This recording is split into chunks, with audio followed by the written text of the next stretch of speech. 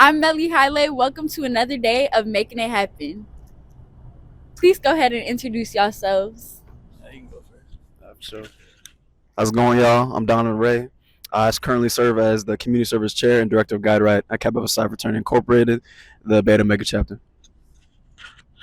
What's up, y'all? My name is Jeremiah, and I serve on the Community Service Committee on the Beta Mega Chapter of Kappa Alpha Psi Fraternity Incorporated.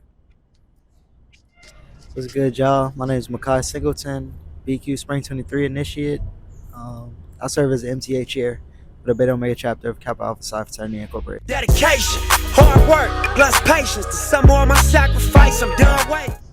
It is an honor to be with y'all today here on Black History Month.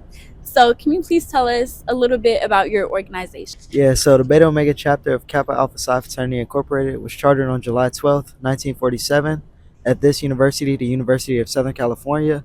Now, under our chapter, there are three schools: the University of Southern California, Loyola Marymount University, and Pepperdine University. Okay. So, being that we are at a predominantly white institution and it is Black History Month, I want to ask y'all a little bit about your experiences as Black men at a predominantly white institution. So, if you guys can speak on that in relation to yourself or to your organization and how your org helps, please let us know.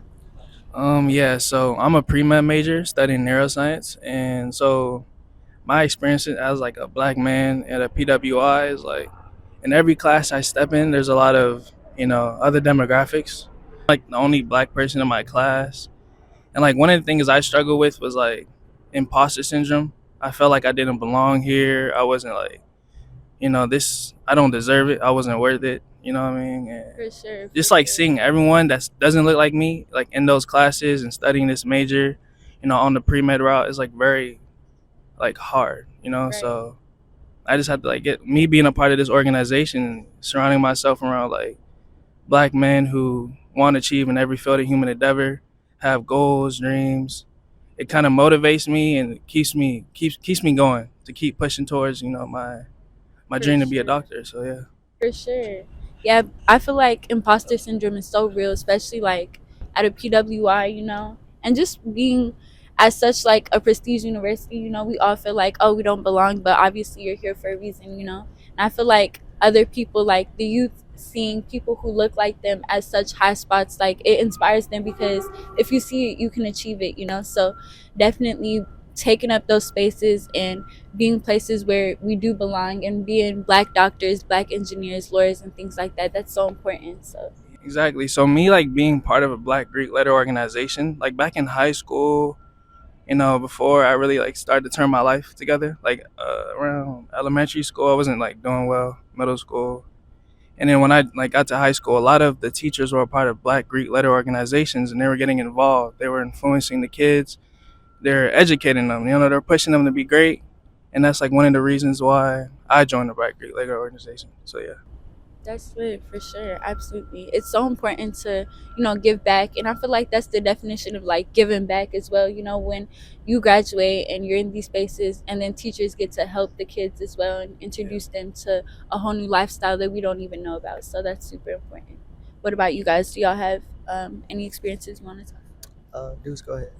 Yeah, it's deep. I mean, I definitely agree with Jeremiah. I'm also on a pre-med track, but uh, before coming to USC, I felt like I didn't have a lot of mentors, right? So high school, elementary, middle school, I feel like I went to a lot of predominantly white institutions, and it's a trip, right? Because you'd assume I kind of get accustomed to it coming to USC, but it's still a culture shock no matter where you go. And I feel like, I didn't really have that mentor to guide me through that process. I was lucky enough to come from a two-parent household, so I had that support system in my family and everything like that. But joining this fraternity, it was deep to actually become that mentor and actually give the opportunity to step in those shoes for other students and to start programs and work with different students to hopefully get to the same position as I do, and trying to give back, give those same opportunities. Right. It's so important to give back, and it's so inspiring seeing so many Black organizations giving back to the community. So what are some ways you have been able to do that, whether it's individually or as an org as a whole? I got you. So this semester in particular, so we're trying to start our Guide Right program. That's our national service organization. So this includes our Kappa League chapter, which we work with our alumni chapter with. That essentially is our youth development program. So we're working with students from different high schools, middle schools, ensuring that they are prepared for their next steps. We have a lot of seniors this year, and we're prepping them for common applications, scholarship opportunities, everything like that to make sure that their transition is perfectly smooth. They're getting ready for all that next steps in their lives. We're also working on different tutoring organizations and groups to further help different communities within LA. Absolutely, it's so important. I'm thinking back to high school, and when I was a senior, I would have loved somebody from college to help me through my common applications and stuff like that, because it's hard when you don't really, when you're, especially if you're first gen and you don't really have anybody to help you with that. So it's so important to go back and help the youth get into college and have more educated people that look like us. So that's really important. I agree. Absolutely. Kai, do you have any experiences that you want to talk about, being a black man at a predominantly white institution? Yeah, for sure. So being a black man at SC, well, being a black man at a big school like this is new for me, new for my family, especially being so far from Chicago, where I'm from. So I'm just out here trying to do what I can to be successful, and I'm going into journalism, so which is predominantly a white male field, and I am usually the only black man in my classes. But it doesn't really stop me or make me feel weird. It's just it is what it is. Like I knew what I signed up for. Um, so it's not like I don't necessarily have imposter syndrome, but I sometimes I can feel out of place, but not mostly. And joining this organization was one of the best things for me because I just met a whole bunch of good dudes that do different things, and we all think like minded. Like it's just a great thing on campus. I love to hear that. It's so important to surround yourself with, like-minded people and people you could share your experiences with. So that's really good to hear. What's your favorite thing about your organization? Um, so I definitely want to say the chapter I came into for sure is one of the best things about my organization. I think BQ is a really good mix of all things. We're all studying different things. We all want to be different things in life, but at the end of the day, we can all come together, and cohesively just work together and be like outside of the brotherhood, be friends. I love that. I love that. Do y'all want to speak to it? Yeah, I agree with Kai. Like one thing I love about my organization, you can have like a tough day, a tough week, but as soon as we all come back together, we just relax, have fun. It's just like it's like a family, really. So yeah. I love that. So you guys do a lot here on campus that we see, and you guys try to incorporate the larger black population as well. And Make It Happen was actually at the was it the race that you guys did for Veterans Day? Yeah. Right. So can you speak a little to that and what inspired you guys to do the race in collaboration with BBB? Yeah, so we actually did that during to commemorate September 11th. So me personally, I've come from a long family of military veterans, and actually they all happen to be Nupes, right? So my dad, all and both of his friends that became really close family, family friends. They're all served in the Air Force together. So for me, it's not only carrying a tradition, but it's also commemorating those who served, and also giving an opportunity to give notice, because I feel like, especially in the current political climate, there's a lot of negative stimulus that's going towards military veterans, when in reality, I mean, they're a pillar to our community. So I feel like that's often neglected. So it was an opportunity to kind of give back. That's so amazing. I know that recently you all had a fundraiser. I think it was more of Dom's thing, but for the Haitian Canal, I think. So does anyone know about that we can speak to? How did the fundraiser go? Was it a good turnout? Anything like that? Yeah, I can speak to it. Yeah, so it was a really good turnout. Shout out to Dom for that, Dominique Valez, one of our pro fights, Spring 22. And he wanted to raise money for his home country, Haiti, as they're trying to finish a canal. I don't know the specifics of all of it, but I do know that it was a good turnout for Dom, and that we just really appreciate all the love that people have shown on campus and from family back home that support Dom and support us as a chapter. So I love to hear that it was a good turnout. I love that. So you all have been speaking about the initiatives that you guys have as an organization, and I know you all do really amazing things outside of that. So do you all want to speak on what you or any of your line brothers do outside of this organization, and I know, we've been here at USC for a little while now, so anything that you've accomplished or you hope to accomplish in the future? Yeah, so one thing I'm very passionate about is giving back to the community, specifically like the young kids, young teenagers. So I was a camp counselor at KIP DC, and during that summer, the whole goal was to give the kids a chance to just be kids because they grow up in underserved communities, poverty, violence, back in Washington D.C. where I'm from. So like one of the things I'm passionate about is like giving back to those kids, and whether it's like opening up opportunities for them, whether it's like come here on college tours, have like fun college summer programs, stuff like that. Like I just want to get back to my community because next generation starts there. I love that. So, how does it make you feel when you're at the camp and you see these kids having, the time of their lives, and being that you've been able to help push that initiative? Like, how does that make you feel? It makes me feel great because I remember like I was a little kid one time, just bad and running And the good around. times, Yeah. the good times. Not listening to my parents, just doing like. But when I was at the camp, I was able to see myself through those kids. I knew each and every one of their names. We just had fun. I had to wake Oh, them that's up. beautiful. Yeah, I had to wake them up, not help them take a shower, but like Right. make sure they took a shower. Play football with them. Make sure they ate, food because their parents give their kids to us and entrust them, with their responsibilities. So I don't know. I just really feel really good. Right, I bet. And I feel like the kids remember that forever, It's the good times that you remember growing up. So it's great to hear that. Do y'all want to speak on any experiences y'all had? Yeah, so these past 2 years, been fortunate enough to complete two research opportunities within my field. So I'm really passionate about. Thank you, appreciate you. I'm really passionate about finding different ways that we can increase medical opportunities for local and or different communities that suffer from different afflictions. So this past internship, I was able to be a lead on the research project where we conducted several different survey-based research focusing on how we can expand telehealth medicine to minority communities. So throughout the pandemic, obviously we switched to a more virtual form of healthcare, right? So we had assumed that this would be a lot more expanded, a lot more accessible to a lot of different communities, but a lot of different communities don't even know they have access to these opportunities, and it's been a huge damper on various different locations. So our research was focusing on, well, how can we identify these gaps in current research, and how can we design future experiments to identify those actual gaps in telehealth medicine and how we can expand it to different communities. Okay, period. I love that. So, what do you do the research with? Like, is it connected with the school? Is it outside research? Who's the research with?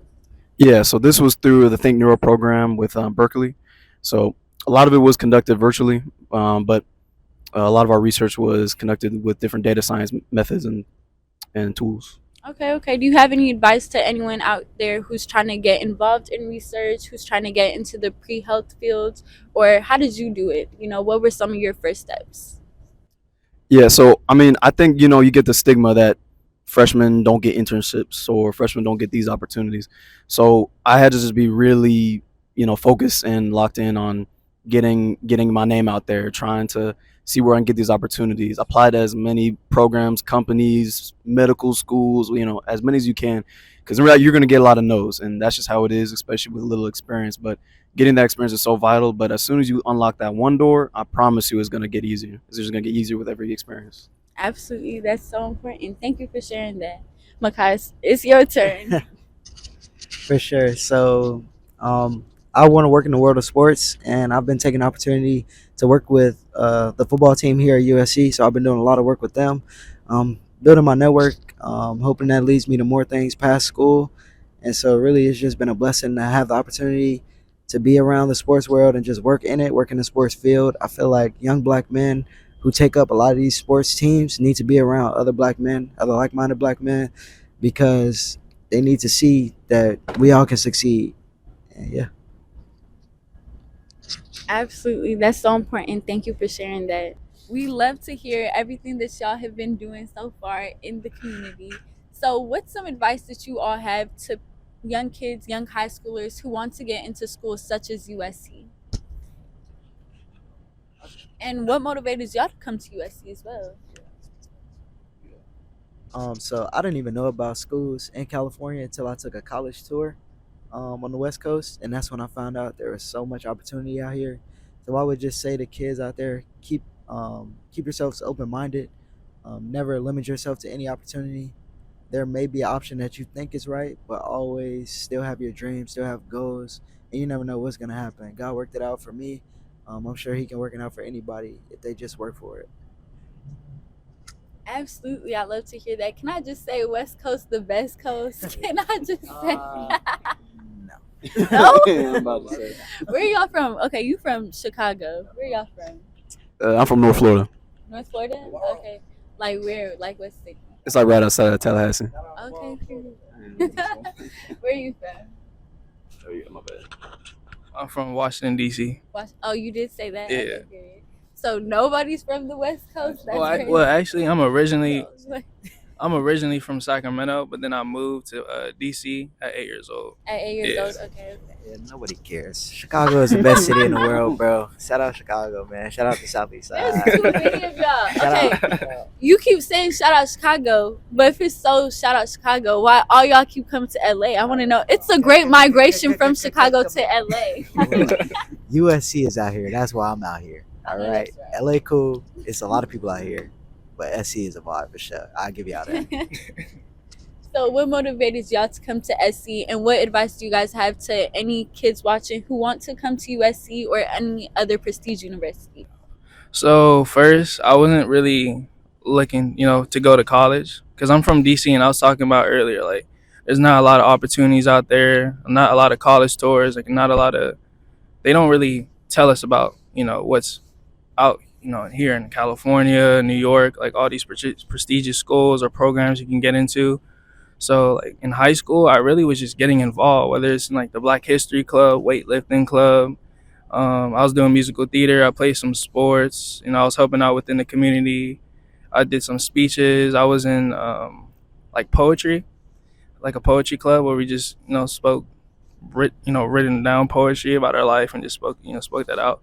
But like I said, again, one of the things that influenced a lot of the kids there was the teachers who were part of Greek letter organizations, Black Greek letter organizations.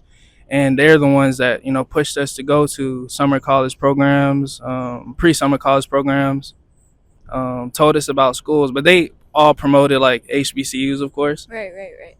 But yeah, they told us about like SC, and, I just applied because I didn't really, again, like when you don't see someone that looks just like you who are attending these prestigious institutions, you're not going to see yourself doing that. Like you don't imagine yourself doing that. Right. So when I got accepted into the school, I was like, what's this school? And my whole family was like telling me, oh, this is like a good school. It's Right. like an Ivy League on the West Coast. I was like, I didn't know nothing about that.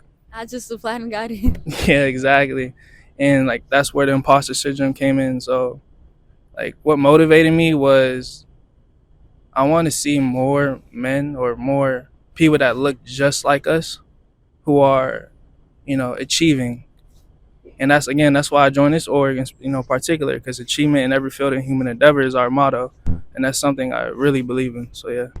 I love that. It's so important because just like you said, sometimes if you don't see it, you don't feel like you can achieve it, which is why showcasing Black excellence is so important in all sectors. So again, thank y'all so much for being here and, speaking to the people. What motivated you to come to SC, and what advice do you have to youth who also want to come to USC or any other prestige university?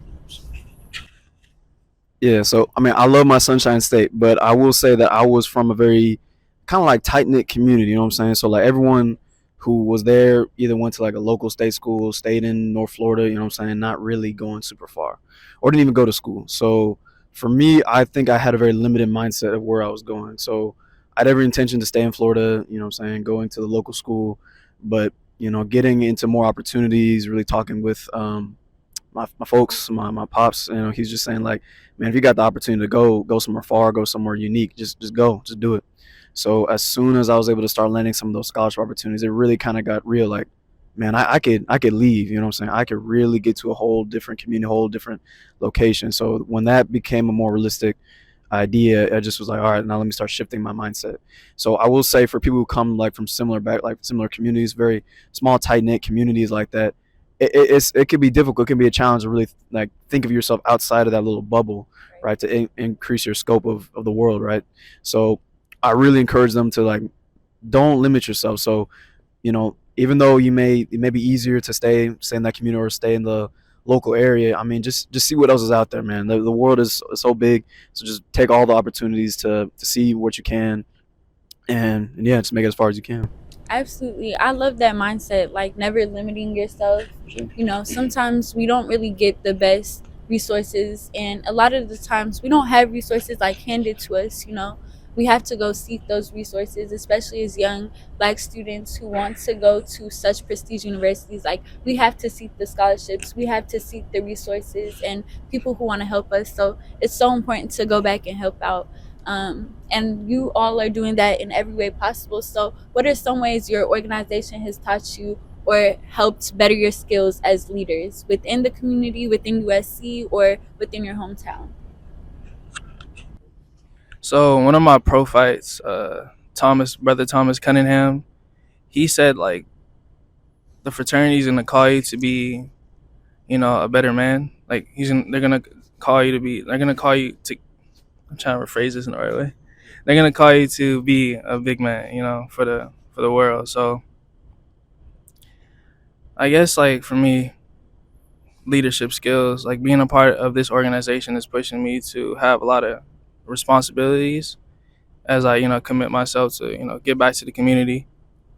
And yeah, it's like one Yeah, thing. for sure. So the fraternity definitely just taught me how to be able to take on things, a lot of things at one time. You're going to be busy in life, and life's going to come at you at a fast pace. But you have to be able to take it slow, take it easy, do what you need to do, and just be able to see through it all. And yeah, that's one of the things, one of the many things the fraternity taught me. I love that. Anything you wanted to add? Ramesh? So I mean, with all the opportunities that are available through our fraternity, I feel like we can get pulled in a lot of different directions. You know what I'm saying? So we're gonna have a lot of different roles, a lot of different tasks, and it kind of seem a little overwhelming at first, even though these are all excellent opportunities. So just everything that you're doing in your organization, your fraternity, sorority, or whatever, you kind of just gotta put in your mindset that this is for a greater cause. It's bigger than you, and everything you're doing is full of passion, it's full of curiosity, full of creativity. So I think just getting the opportunity to be a part of these initiatives, these movements, just really inspired me as a leader. I love that. Thank you so much. So, Make It Happen is all about Black excellence, showcasing Black excellence. So, what does Black excellence mean to you all? Um, what's the essence of Black excellence to you? When you think about Black excellence, what do you think about? Or who do you think about? I think about all black people succeeding across the world, and I definitely think about the young black individuals at all colleges, because we're all striving to be better than the generation that came before us. So I think that no matter what school you go to, whether it's a USC, a HBCU, a state school, community college, you're working towards something, and that's black excellence. You're working to be better than the generation that came before you. You're working to change family dynamics, and that's excellence. Absolutely, absolutely. Y'all can add to it. For me, I think achievement is just being able to find success and thrive in different communities that aren't necessarily designed for us. There's a lot of systems put into various different careers and paths that aren't designed for us. So making headway in those paths and making your way, making your name out there, and finding success even through all those challenges and barriers, I feel like that's easily the definition of black excellence to me. We love that. Okay, cool. So we're gonna end this on a little bit of fun note. So we've got to know what you all do within school, within your organizations, how y'all give back to your community, and all of you guys are amazing leaders. So now we want to know, what do y'all do to de-stress? We're all college students. It could get stressful, it could get hectic. So what are some fun things that y'all love to do, whether it's here in LA or anywhere? Um, well, one of the things I like to do, like I said, I work in sports, so I watch a lot of sports. That's one of the main things I do de-stress. After this, I'm about to go watch college basketball for the rest of the day. Then you do them parlays or whatever. No, Okay, no, good. I can't. Okay, good. I cannot do that because I work at Okay, college good. sports, so I do not bet. This saying. But no, I do watch a lot of sports, and I also try to hoop every Friday. It's kind of like to end the week off on a good note. When you're on the court, you can't think about anything else going on, so that's kind of like my time to just relax. I love that. What do y'all do to de-stress? For me, I feel like I'm just an active person, so I like ever since high school I've always just been trying to get into sports and things like that. So taking a little bit of time every day to just go outside, either go to the gym, take a run, do something for your mind, reading consistently, listening to music and anything like that. I think just doing something for your mind, body, and soul every day is very important. Yes, that is so important. What about you, Jeremiah? So what I do is, I hit the gym. I like to, go outside and relax. Whether it's like sitting in the sun, reading a book, reading my Bible, going Yes, on read your Bible, folks. Read your Bible. going on a run, of course, lifting weights, and like one thing, big thing for me is like self care. Like I like to like do face masks and stuff like that. I love me a good face Yeah. mask. What's your favorite face mask? Like I like using the what's it called? I don't know what it's. I honestly use anything. Anything? Yeah, Yeah, anything. so do I. I ain't gonna lie. Whatever I get, I'm using. Yeah, like I like to do self care, and I don't know. Yeah, that's like a big part for me. Like take care of your body, take care of your mind, take care of your soul, and as long as you have those three together, you'll do fine. You'll do good. For sure, for sure. So, what do y'all want to tell the people now that we're ending this up? What should the people look forward to? What should the people look out for? Anything y'all want to advertise? This is your time. So like I said, and I misspoke earlier, our Instagram is just at BQ Nupes. Follow us there.